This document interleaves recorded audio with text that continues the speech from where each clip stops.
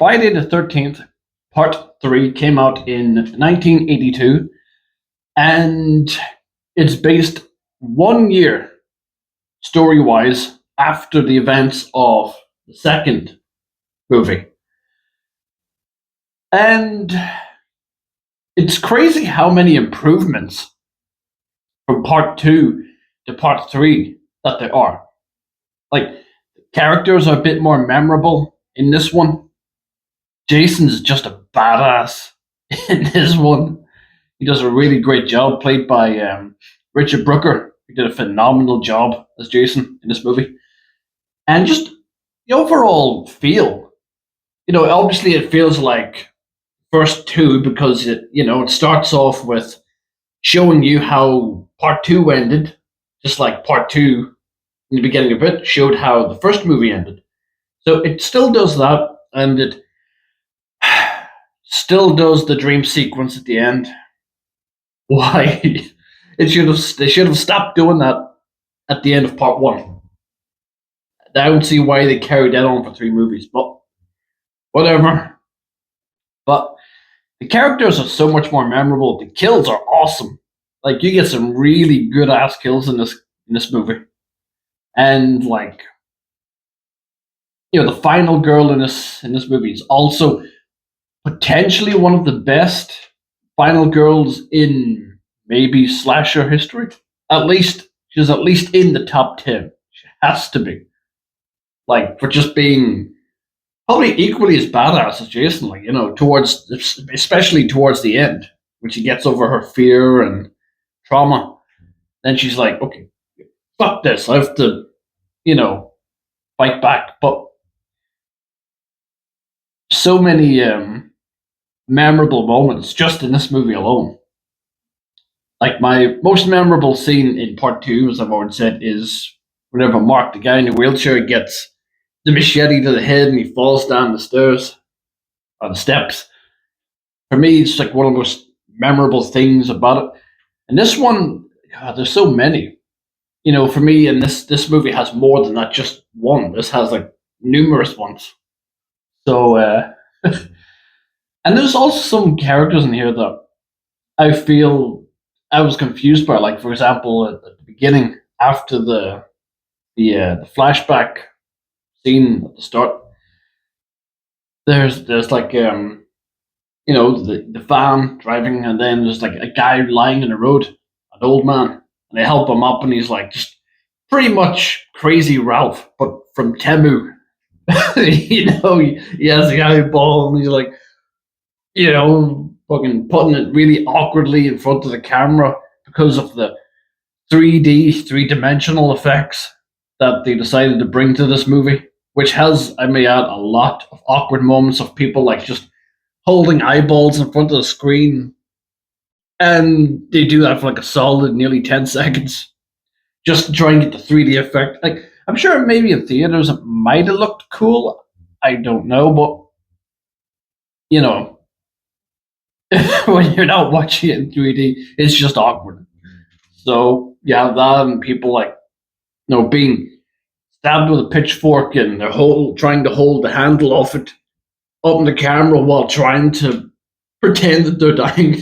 It's I can imagine how awkward that must be, and you're focusing on 2 things at the same time, acting and making sure that damn handle's in frame.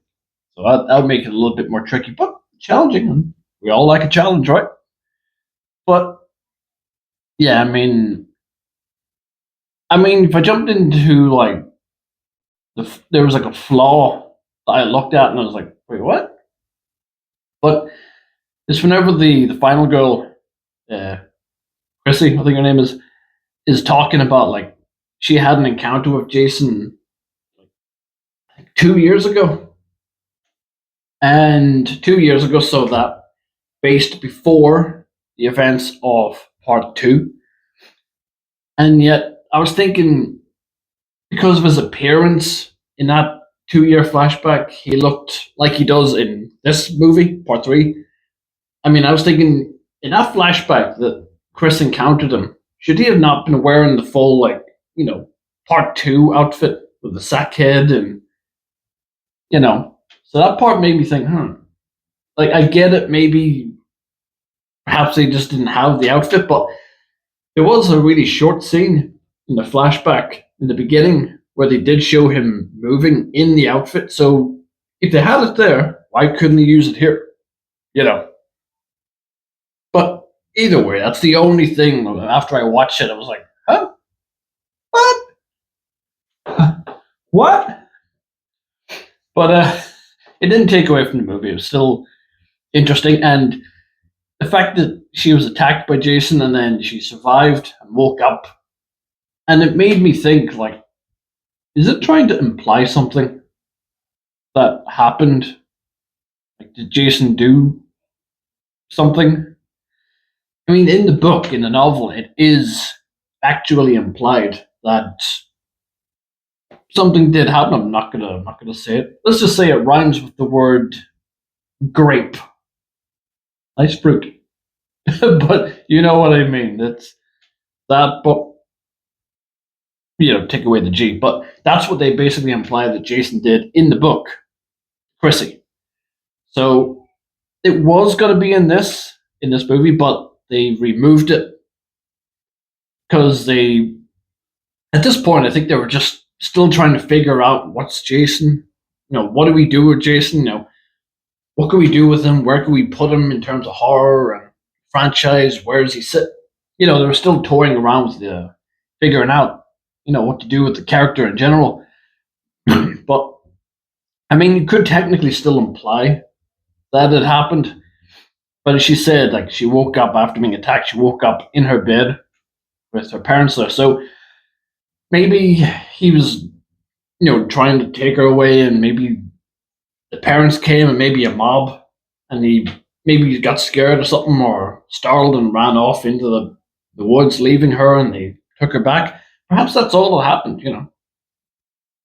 I mean, yeah. So you could imply that, but it was just an interesting thing. Now, it's never ever implied again, at least to my knowledge. If I'm wrong, let me know. But they never implied that going onwards. It's never brought up. It's never mentioned. Not even nothing. So I doubt anything did happen, because otherwise they probably would have explored it maybe down the line. I mean, that's Hills Have Eyes territory, so we'll just leave it there. Not franchise. Yeah.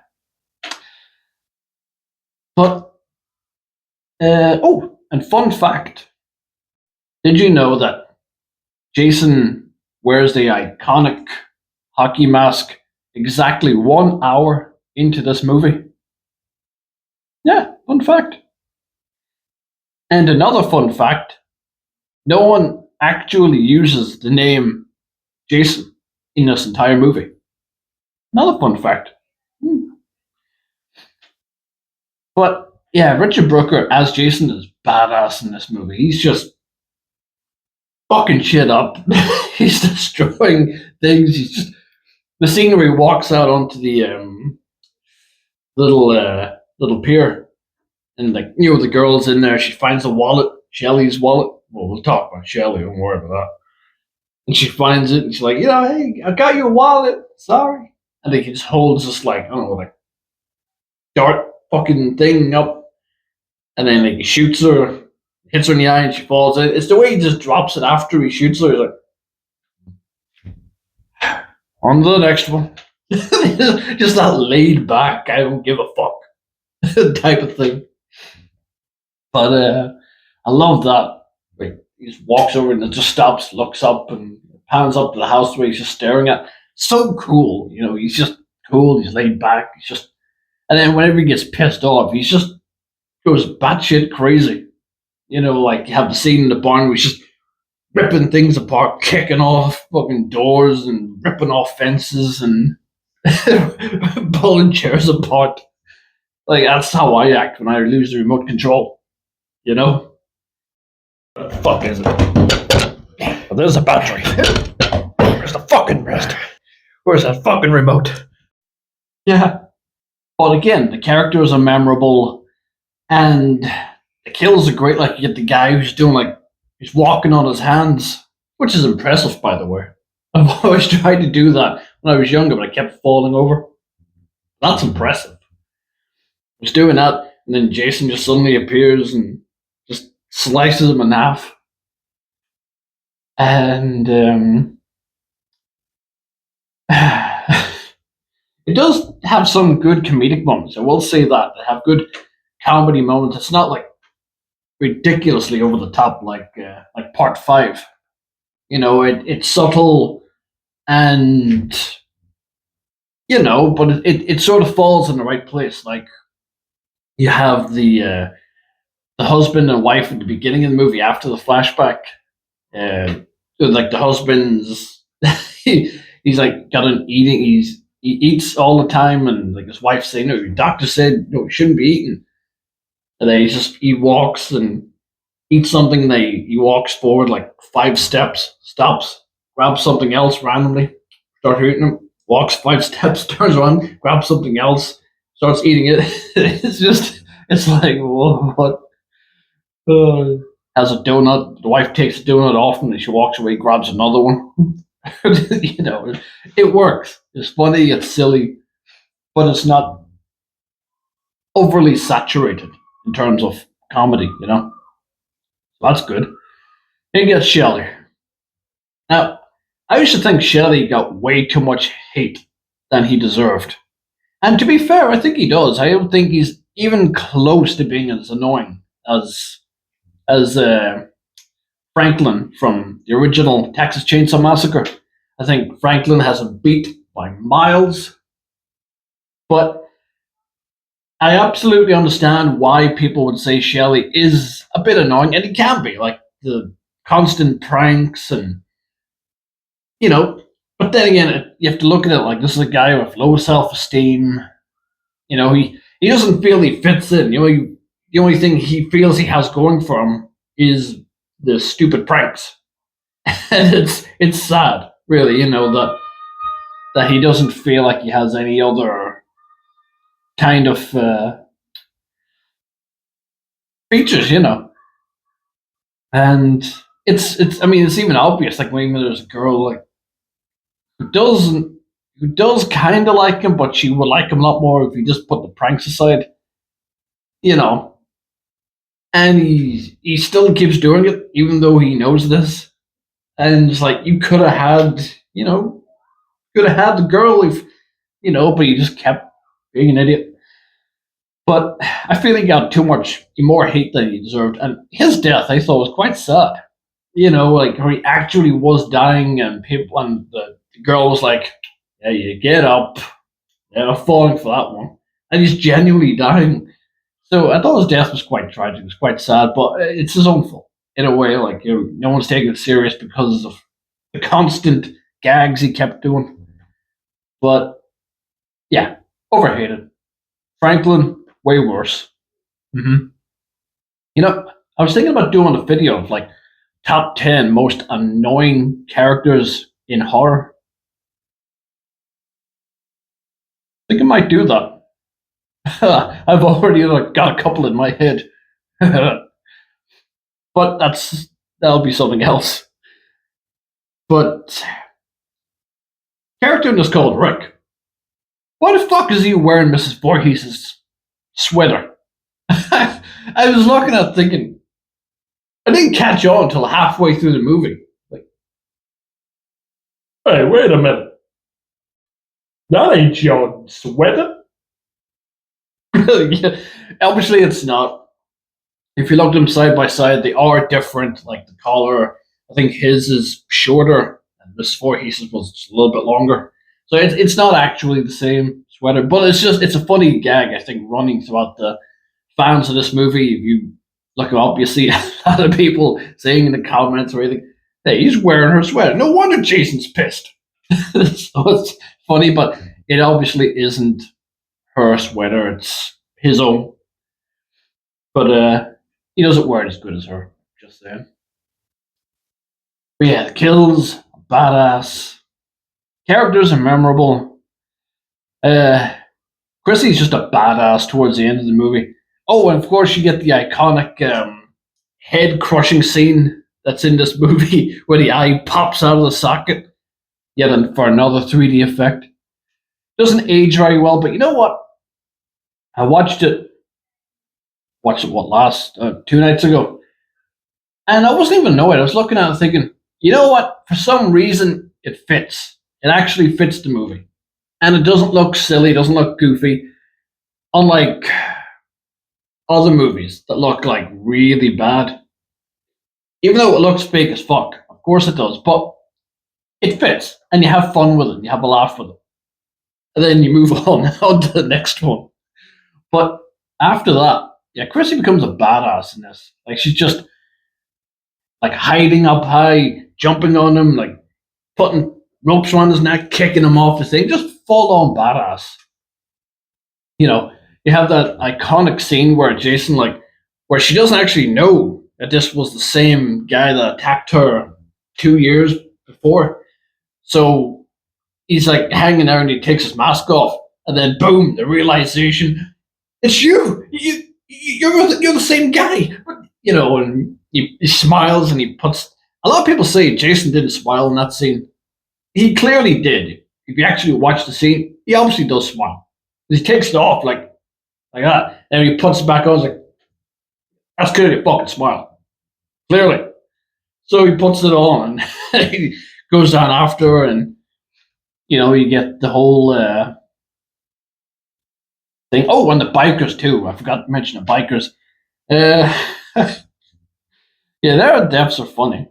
One of the bikers. That's one of the people I told you in this movie where he's dying. He has to keep the pitchfork up by the camera without looking. That should be difficult, you know.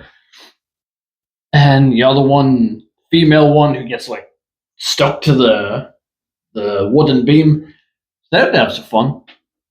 And there's two characters in this movie I keep on forgetting about. I actually every time they popped up, I was like, "Fuck! I forgot they were in this movie." What the hell? And it's the hippies. I kept forgetting the hippies were in this movie. I kept forgetting they were they were involved in the movie. I didn't because I don't know if it's because they didn't have enough time on camera, or if it's because they're just forgettable. But you know, the hippie gets a cool death. He gets thrown into the electric thing and gets shocked. That must have been shocking. Okay, I'll stop. I'm sorry, but but I thought they were forgettable.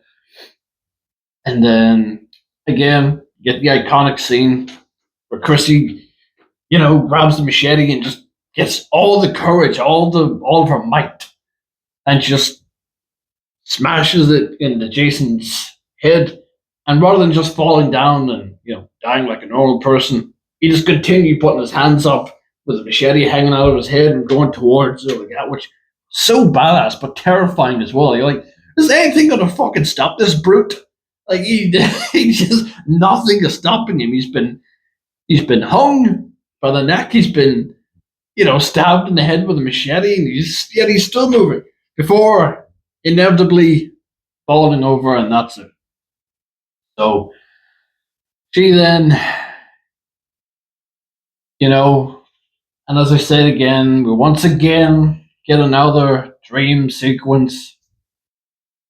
I don't know why, but redo, and it's not even close to being impactful. For me, the first movie did it the best and the most scary. It terrified me as a kid.